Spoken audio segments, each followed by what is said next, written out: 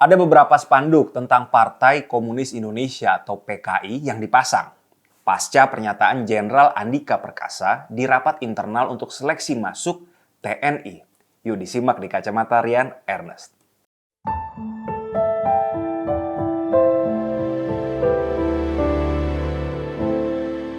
Saya senang dengan konsep Jenderal Andika. Seorang jenderal ya patuh terhadap peraturan perundang-undangan, tidak bertindak di luar koridor hukum. Inilah militer profesional. Mari kita bedah. Umumnya isu waspada bangkitnya PKI adalah isu musiman. Spanduk umumnya bertebaran menjelang 30 September setiap tahun, Pilpres atau Pilkada. Padahal hasil survei Saiful Mujani Research and Consulting yang dirilis 1 Oktober tahun lalu, sebanyak 84% responden, hampir semua nih, mengaku tidak mempercayai isu kebangkitan PKI yang kerap dihembuskan segelintir kelompok pada setiap bulan September. Tapi kenapa ada spanduk lagi beberapa waktu lalu? Nah, Panglima TNI Jenderal Andika Perkasa baru-baru ini membuat gebrakan baru yang terbilang sangat progresif.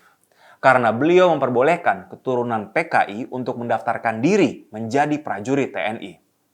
Jadi, sempat viral video Panglima TNI yang berisi diskusi Panglima dengan stafnya di dalam rapat koordinasi untuk seleksi masuk tentara.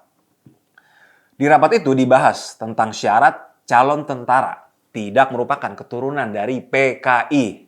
Di rapat itu, Jenderal menanyakan, apa dasar hukumnya? Stafnya menjawab, itu diatur di TAP MPRS 25/1966. Jenderal menanyakan, di poin mana larangannya?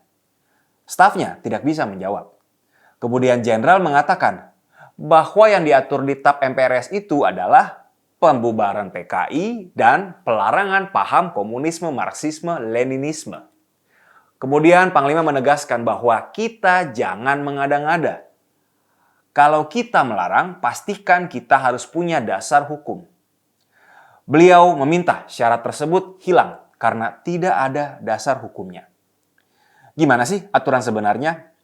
Kita merujuk kepada Ketetapan Majelis Permusyawaratan Rakyat Sementara Republik Indonesia nomor 25 tahun 1966 tentang pembubaran Partai Komunis Indonesia, pernyataan sebagai organisasi terlarang di seluruh wilayah negara Republik Indonesia bagi Partai Komunis Indonesia dan larangan setiap kegiatan untuk menyebarkan atau mengembangkan faham atau ajaran komunis, marxisme, leninisme.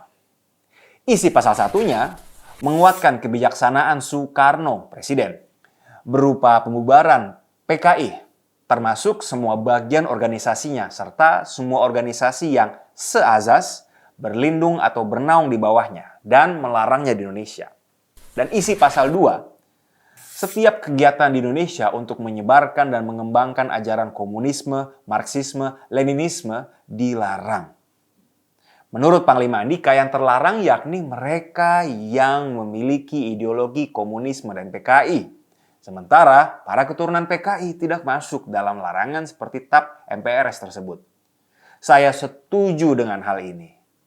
Saya tidak akan berkomentar soal pembantaian antara sesama anak bangsa, diskriminasi atau berbagai langkah di luar hukum terhadap kader PKI pasca 30 September 65. Menurut saya sejarahnya kusut dari dua versi anti PKI dan simpatisan PKI. Satu hal yang pasti itu adalah sejarah kelam bangsa ini, yang mungkin tidak akan terungkap sampai beberapa generasi ke depan. Nah, Pasal 28I ayat 2 Undang-Undang Dasar 45 kita mengatakan, setiap orang berhak bebas dari perlakuan yang bersifat diskriminatif atas dasar apapun dan berhak mendapatkan perlindungan terhadap perlakuan yang bersifat diskriminatif itu. Jadi di video ini saya hanya fokus kepada hak keturunan kader PKI untuk berbuat kebaikan kepada bangsa dan negara, untuk berkarya dan mencari nafkah. Semua warga negara kedudukannya sama di muka hukum dan memiliki kesempatan sama pula untuk mendapatkan pekerjaan layak. Toh, seseorang tidak bisa memilih dari siapa dia dilahirkan. Dan tidak seharusnya para keturunan ini menanggung beban yang ditinggalkan orang tua mereka atau kakek nenek mereka. Tentu siapapun, saya bahkan para penonton video ini tidaklah bisa memilih kita lahir sebagai anak atau cucu siapa. Sehingga aturan larangan keturunan PKI untuk masuk tentara ini tidaklah masuk akal.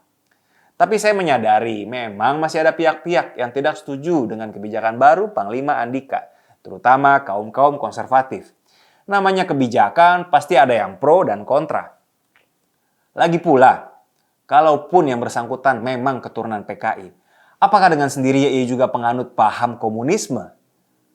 Saya pun ragu dengan sekian puluh tahun mengakarnya doktrin anti komunisme dalam tubuh TNI, ditambah bukti bahwa secara ekonomi, paham komunisme gagal dalam bentuk runtuhnya Uni Soviet. Lalu apakah masih banyak orang yang percaya bahwa komunisme adalah solusi? Di balik ini semua jangan-jangan ada soal teknis yang mengerikan. Saya tidak tahu bagaimana selama ini calon tentara membuktikan bahwa dirinya bukan keturunan PKI. Apakah calon tentara menyiapkan surat pernyataan? Atau jangan-jangan ada label khusus di sistem kependudukan kita untuk setiap anak, cucu, sampai cicit dari keturunan kader PKI. Wah, kalau iya ngeri juga guys.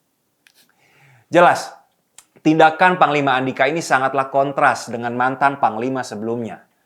Saat TNI dipimpin Gatot Nurmantio, seluruh prajurit TNI wajib menonton film pengkhianatan G30S PKI. Bahkan setelah menjadi purnawirawan pun, Gatot kerap hembuskan isu kebangkitan PKI. Sangatlah menarik kalau kita lihat debat Gatot Nurmantio dengan Usman Hamid dari Kontras di Kompas TV tanggal 5 Oktober 2018. Google aja deh. Ada di YouTube. Logika-logika Pak Gatot yang ingin dibangun kepada publik diruntuhkan telak oleh Usman Hamid. Saya dan beberapa kawan pun pernah suatu kali di 2011 mendapat pelatihan oleh tentara. Di situ ada materi bahaya laten komunisme. Di presentasinya, sang perwira mengatakan banyak hal-hal di Indonesia, termasuk tindak terorisme, bom Bali, sebenarnya dilakukan oleh komunis. Saya pikir, padahal pelakunya mendasarkan tindakannya dari aspek agama tertentu secara tidak bijak. Nah, ini menjadi contoh doktrin atau dogma yang tidak kuat basisnya menurut saya.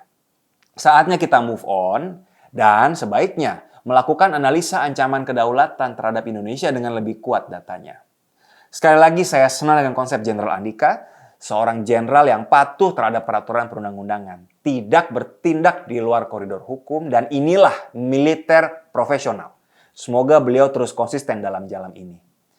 Sebenarnya kalau bicara mengenai persyaratan-persyaratan yang mengarah pada diskriminasi, bukan hanya di syarat masuk TNI saja, melainkan di beberapa sekolah kedinasan lainnya. Misalnya, ketika perempuan masuk untuk mendaftar menjadi polwan, maka harus melewati tes keperawanan, yang mana apabila perempuan tersebut sudah tidak perawan lagi, maka tidak bisa lolos seleksi. Katanya sih, di informasi resmi tidak ada kewajiban itu. Tetapi dari satu teman yang kemarin baru tes, tetap kok dalam prakteknya ada tes keperawanan.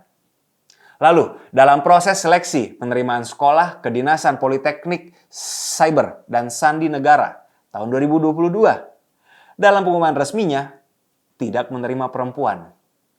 Hanya pria saja. Maka selain pria tidak bisa diterima di Politeknik SSN. Pasti ada alasannya.